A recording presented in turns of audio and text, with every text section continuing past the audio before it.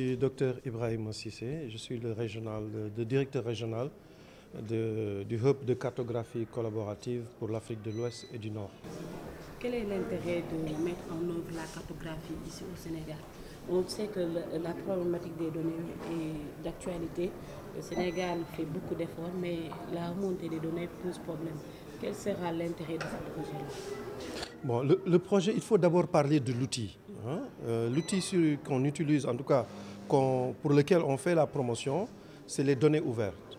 Donc quand on parle de données ouvertes, c'est des données qui sont accessibles et exploitables par tout le monde. Donc aujourd'hui, on pense que les outils OpenStreetMap sont une opportunité pour, en tout cas, beaucoup d'acteurs, les institutions, même le secteur privé, pour pouvoir collecter des données et répondre à leurs besoins.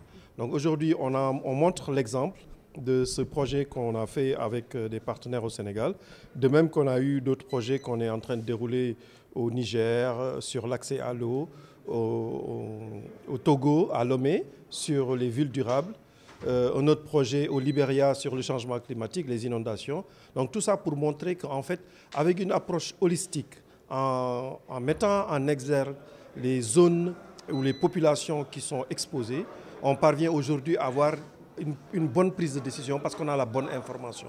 Donc les données sont remontées parce que les données sont accessibles. Et les outils OSM ne requièrent pas à chaque fois de revenir ou d'acheter des logiciels ou de demander en tout cas des accès. Dès lors qu'on a une connaissance de l'utilisation de l'outil, on est libre d'y accéder, on est libre de l'exploiter à ses propres fins. Donc c'est tout cela qui constitue l'avantage aujourd'hui des outils OpenStreetMap, des données ouvertes, pour lesquelles on pense qu'en tout cas, les données, leur accès et leur utilisation ne doivent pas être seulement pour une élite. Ça doit être ouvert à tout le monde. Les jeunes cartographes, les jeunes étudiants, les développeurs, ceux qui ont des startups, tout le monde peut aller vers ces données, les exploiter, les utiliser pour répondre à des besoins concrets. Et ces besoins concrets peuvent aller des problèmes de changement climatique, des problèmes de transport, d'inondation, etc. Donc c'est vraiment ouvert. Donc juste à titre d'exemple, de grandes compagnies, qu'il s'agisse de Microsoft, qu'il s'agisse de Google même, de Meta, pour ne pas parler de Facebook et de WhatsApp. En tout cas, de grandes compagnies, Médecins sans frontières, etc., etc. Beaucoup utilisent les données OpenStreetMap parce que c'est des données qui sont accessibles, exploitables, ouvertes et qui peuvent répondre aux besoins des populations et aux besoins des communautés et qui permettent la prise de décision. Parce que, à titre d'exemple, on peut prendre l'exemple du tremblement de terre qu'il y a eu en Turquie et en Syrie. Les données aujourd'hui, c'est des communautés de cartographes qui ont cartographié la zone affectée pour donner ces informations aux secoureurs pour qu'ils puissent apporter leur soutien aux populations sinistrées. Donc juste pour vous dire que c'est vraiment des outils qui doivent être vulgarisés et qui sont accessibles et qui peuvent contribuer en tout cas à régler pas mal de problèmes. Le projet fait focus sur Matam. Comment vous intervenez dans la région? Voilà, sur la région de Matam, Matam c'était l'une des régions qui n'était pas couverte par le partenaire Maristops. Et cette cartographie qu'on a fait pour la région de Matam permet aujourd'hui à la région de bénéficier de la disposition de toutes les structures sanitaires à Matam.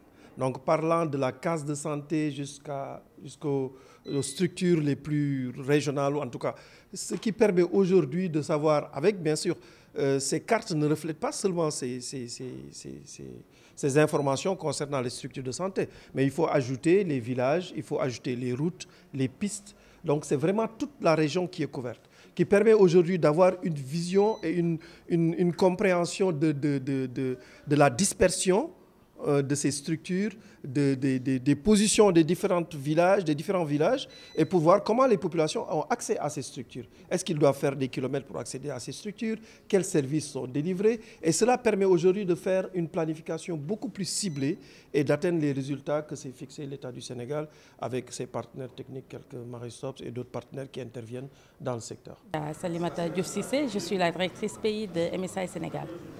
D'accord. Aujourd'hui, vous êtes là pour nous présenter Maristops. Est-ce que vous pouvez vraiment nous expliquer en grand c'est quoi Maristops? Maristops est une organisation internationale britannique œuvrant dans la santé de la reproduction et plus précisément dans la santé, dans la planification familiale. Et depuis 2011, nous travaillons avec le ministère de la Santé pour soutenir vraiment les efforts du gouvernement dans la lutte contre la mortalité maternelle et surtout relever le taux de prévalence contraceptive avec l'utilisation des services de planification familiale de haute qualité. D'accord. Aujourd'hui, quel est le rôle de Maristops ici à la rencontre organisée par la Team Hot? Alors, depuis quelques temps, nous sommes en partenariat avec Hot OSM pour démarrer en fait une étude de cartographie dans la région de Matam. Parce qu'avant ce partenariat, MSI couvrait 13 régions du Sénégal. Et depuis un certain temps, nous avons pris la décision d'assurer une couverture nationale. Et donc, avant d'aller dans une zone et mettre en place des stratégies, nous avons besoin d'informations sur les données. S'assurer qu'on a vraiment toute la visibilité, toutes les informations nécessaires dans la prise de décision. Donc, dans les activités même de tous les jours, nous utilisons les données pour informer nos stratégies. Et donc, c'est dans ce cadre-là que nous sommes en partenariat avec HOT pour qu'ils puissent prendre des informations clés dans la région de Matam. Et à partir de là, ça nous permettra vraiment de mieux voir quelle est la stratégie la mieux adaptée dans cette région, quelle est la stratégie la mieux adaptée pour cette cible, quelles sont les barrières d'accès aussi à la planification familiale. Et donc, ça nous permet vraiment de mieux couvrir les besoins non satisfaits et toujours dans cette optique de réduire la mortalité maternelle et infantile. Est-ce que le projet de Maristops aujourd'hui à Matam, ça marche bien?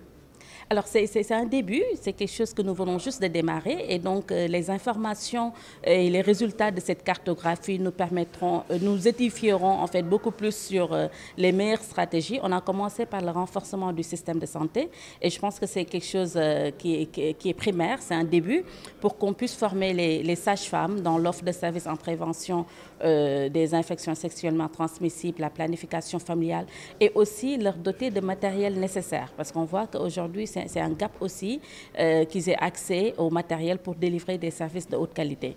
Donc nous avons commencé par là en étroite collaboration avec la région médicale qui nous facilite beaucoup le travail aussi dans tous les districts d'intervention. Et donc c'est à partir de maintenant vraiment que la stratégie va réellement démarrer à Matam parce que c'est maintenant que nous allons quand même avoir des données probantes et exactes qui nous permettront de mieux adapter nos stratégies dans la région médicale. Et comment la population de Matam voit votre collaboration avec HOT et OSM? Alors, c'est quelque chose qui est très, très bien accueilli et bien apprécié. Et nous avons eu le feu vert de Monsieur le gouverneur tout au début des interventions, parce que c'est un projet aussi qui a été présenté au niveau administratif. Et donc, c'est grâce à son feu vert et ce welcome que nous avons eu à Matam que nous avons vraiment démarré ce partenariat. Et donc, tout le monde sait l'utilisation des données, l'importance même des données. Et donc, c'est quelque chose qui est très bien apprécié dans la région médicale de Matam, dans la région même de Matam avec les autorités administratives. Mais Moustapha Faye, le médecin-chef de la région de Matam. Quel a été l'apport de ce projet dans votre structure sanitaire? Ok, tout d'abord, je voudrais en tout cas remercier le hub de cartographie collaborative de l'Afrique de l'Ouest et du Nord, de HOT, Humanitaria OpenStreetMap Team et MSI pour nous avoir associés à ce Partnership Day qui est une occasion pour restituer les produits et résultats des travaux qui ont été faits au niveau de la région de Matam relative à la cartographie, donc des infrastructures au niveau de la région.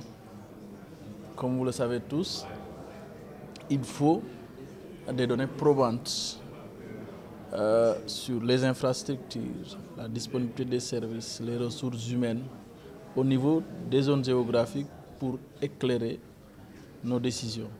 Donc c'est un exercice important qui va nous permettre d'avoir des données factuelles, des données probantes relatives aux structures sanitaires qui sont disponibles au niveau de la région et aussi les facteurs environnementaux qui sont en rapport avec ces services. Donc vraiment, c'est un produit, un outil qui va nous aider dans notre planification, dans la prise de décision pour la résolution des problèmes de santé au niveau de la région de Matam. Quels sont les défis à relever pour une bonne couverture sanitaire dans cette région? Comme vous le savez, Matam est une grande zone avec deux zones assez différentes l'une de l'autre.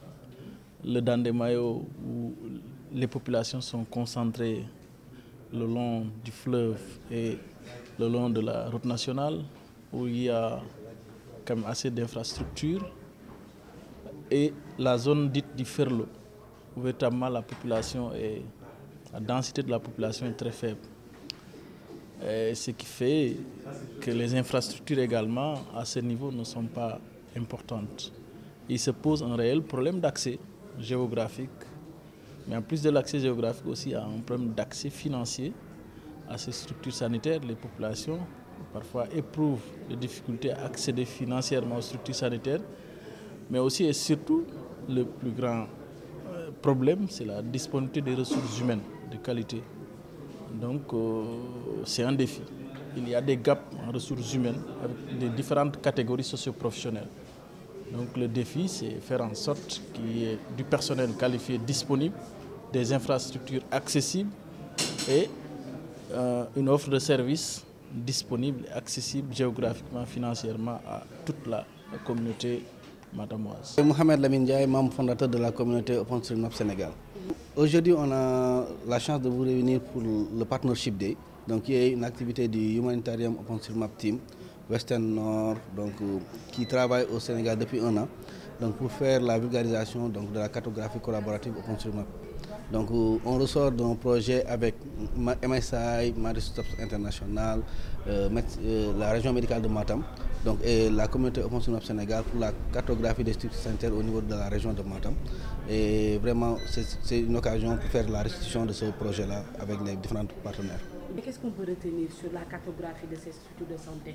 Est-ce qu'il y a assez de structures de santé à Matam pour prendre en charge les préoccupations sanitaires des populations de Matam?